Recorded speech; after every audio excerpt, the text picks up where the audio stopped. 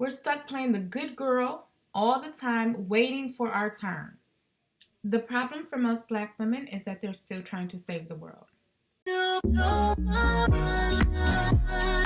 Drake was patting you on the back, all the rappers.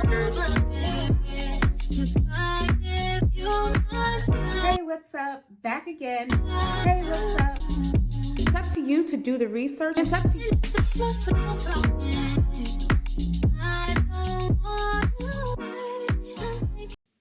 Hi ladies, welcome back to my channel. My name is LA. Thank you so much for joining.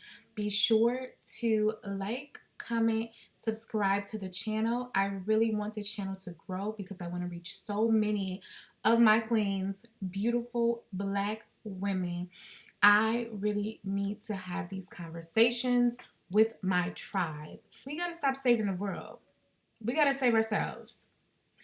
I had this thought about black women, our beauty, our grace, our nurturing, motherly selves. We need to start moving throughout the world as it is and not as we want it to be. In fact, I posted something yesterday on my Facebook and it was so interesting that I wanted to share it with you. It says, the potential that you see in other people does not exist. It's just what you would do if you were in their shoes. That applies to black women, and we gotta talk, and I need you to hear me today. It's coming from a place of love. Black women have spent centuries holding up the world. And more recently in this country, these elections, we put them on our backs. We've dubbed ourselves the 92%. But what do we get in return after we're fixing, healing, giving, sacrificing? We get in return stress, struggle, being told we're strong, but being left to fend for ourselves. There is no reward for our sacrifice. The harsh reality is the world just will not reward us. We have to come to grips with that. We've been conditioned to believe that if we work twice as hard, if we love hard enough, if we give enough, we'll finally be seen, respected, and taken care of. But let's be real. Capitalism, patriarchy, racism is not designed to appreciate us at all. In every one of those categories of this real world that we live in, we're at the bottom of the totem pole. Yes, we're the most educated demographic in the U.S. Yes, we're the largest group of growing entrepreneurs in the U.S. But let's be real. These systems are designed to use us. The workforce drains us. Relationships drain us. We're expected to be mules everywhere we go. And society turns a blind eye when we're struggling. And yet we're still trying to pick up the pieces and save the world. It has to stop. So why do we keep prioritizing everything and everyone else before ourselves? That is the biggest question. We have to start taking ourselves more seriously. Overworked and underpaid and undervalued. We need to start thinking money over morality. This one might sting, but hear me out. We've been conditioned to make decisions based on what feels right, especially as black women. We're always leading with our heart and our faith rather than what actually benefits us. Think about the relationships that you have now, especially your romantic relationships. Are they equally yoked? Do they benefit you? Do they truly benefit you? Meanwhile, other people, they don't care about fairness. They're securing wealth, they're securing power and stability for generations to come, waiting for your turn while being cut in line. That is the mantra for black women. And for years, generations, we've said how overworked and undervalued we are, and yet we refuse to make the change that we need. You can be a good person and still prioritize your own financial interests and the financial interests of your generations to come. You can have integrity, but move with strategy. That means learning to make decisions that serve you first. And loyalty will keep you broke if you're not careful. Too many Black women stay stuck in dead-end jobs, draining relationships, toxic family dynamics because we feel guilty for walking away. We have not prioritized ourselves. We stay loyal to jobs that underpay us. I don't. Men who drain us. I don't. And friends who only take. I don't have any. Has that same loyalty been returned to you, ladies? And be honest. You don't have to put it in the comments, but be honest with yourself. Are people showing up for you the way you show up for them? If the answer is no, it's time to shift your energy. Loyalty, respect, and appreciation has to be reciprocal. If it isn't, it's just self-sacrifice. Emotion won't pay the bills either. You cannot afford to make emotional decisions in a system built on power and profit. That means before you quit a job, ask yourself, what's your backup plan? Before you invest time in a relationship, ask yourself, is this partnership adding or draining? Before you spend money, ask, does this help me build my future? Because if you can work hard to get a partnership for anything that you spend your money on, then why buy it? Or am I just trying to escape my present reality? So many of us do it. Every move you make has to be intentional going forward. Everything you do. Everything you do, everything you eat, everything you buy needs, wherever you spend your time on the weekends, it all needs to be intentional. You need to have a thought process with a backup thought process to make your decisions more clear and more beneficial. Wealthy people do not move based on feelings. They move based on strategy. And it's time we start doing the same thing. So I want to teach you really how to put yourself first without feeling cold-hearted or abandoning your values and your faith. It means recognizing that you can't pour from an empty cup. How often have we heard that? It means that understanding if you don't take care of yourself first, nobody else will. So let's talk about how to do that. Okay, so let's talk about how to put yourself first without feeling guilty. And I know you think you gotta abandon your friends, abandon your family, but that's not what you need to do.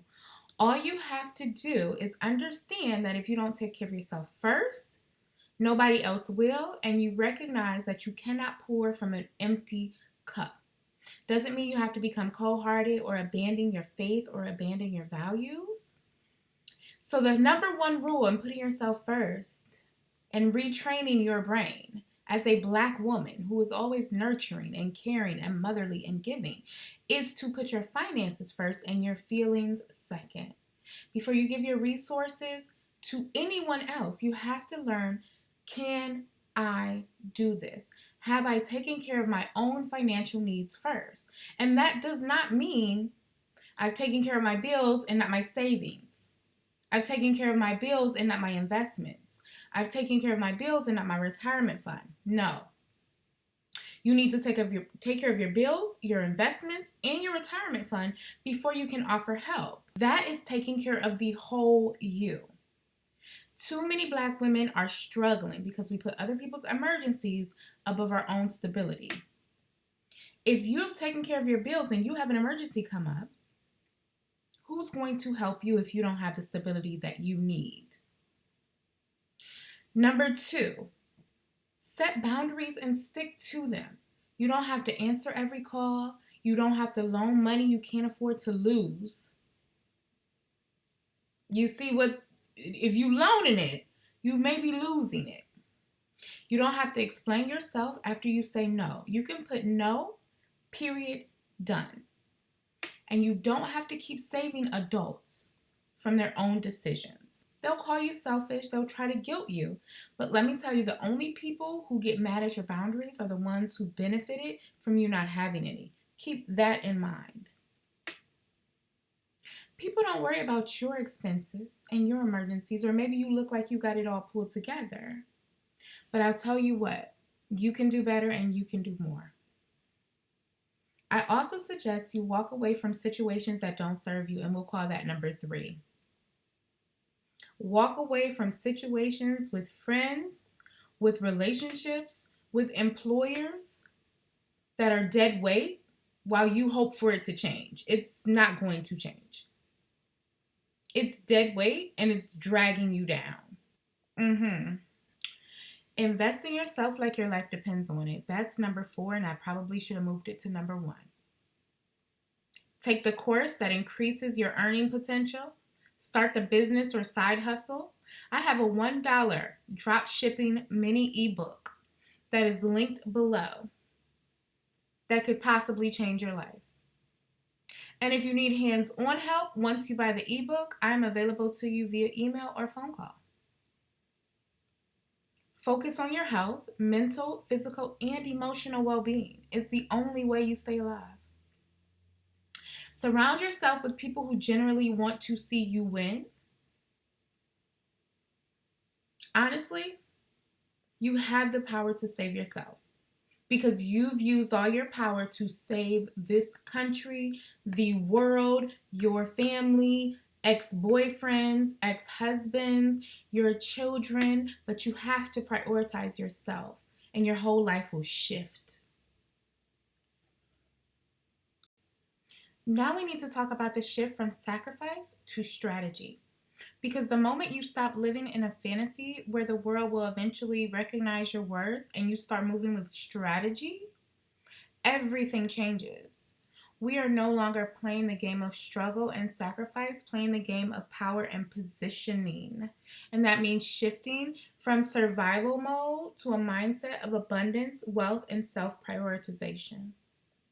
We've been taught that working hard is the key to success, but let's be honest. How many Black women do you know work hard every single day and still struggle? Truth is, hard work alone won't save you. Strategic work will. That means learn high income skills. They're free all over the web. I even have ebooks on how to start your own business, how to drop ship, how to get up and running your LLC and EIN for free. All of the links to my books are down below in the description box. Leverage technology and automation to make money in your sleep. I teach you how to do this. There are tons of creators on Instagram who teach you how to do this. Create multiple income streams so you're never dependent on one paycheck. And instead of asking, how can I work harder, start asking, how can I work smarter? Wealthy people don't break their backs for money. They make the money work for them. You also have to start intentional investing. Does this investment, whether it's money, time, energy, bring me a return, a benefit? Will this put me in a better position, or am I just trying to help out of guilt? Am I giving because I want to, or I feel obligated? Your future is not going to be a community project. So save yourself first, then decide who's worth your investment. And I want you to stop seeking validation where it's just never going to come from. We've bent over backwards trying to prove we're good enough to jobs, to men, our own communities, and it's gotten us absolutely nowhere. The reality is people respect power and not pity. Power comes from having your own money and resources, making decisions based on logic, no need for approval, and being willing to walk away from anything that no longer serves you. The moment you stop looking for the validation, you start making power moves. You'll notice how differently people treat you because when you respect yourself first, the world has no choice but to follow suit. Yes. And you need to stop waiting and lean into creating. Launching the business if it's not perfect. Build your personal brand so that opportunities come to you. Walk in rooms like you belong there. Monetize all of your skills instead of giving them away for free. The world belongs to those who take action. You don't have to ask for permission to live the life you deserve. You have to just go get it. So I hope this video helped you. I hope you're willing to take off the cape, for others and put on the cape for yourself first and only. If it's one move you can make today to shift from sacrifice to strategy, drop it in the comments. Tell me how you're going to make that power move for yourself. Let's hold each other accountable. Be sure to share the video. I hope you really enjoy this type of content because I'm going to put this out along with my business content, Business for Black Women. Bye.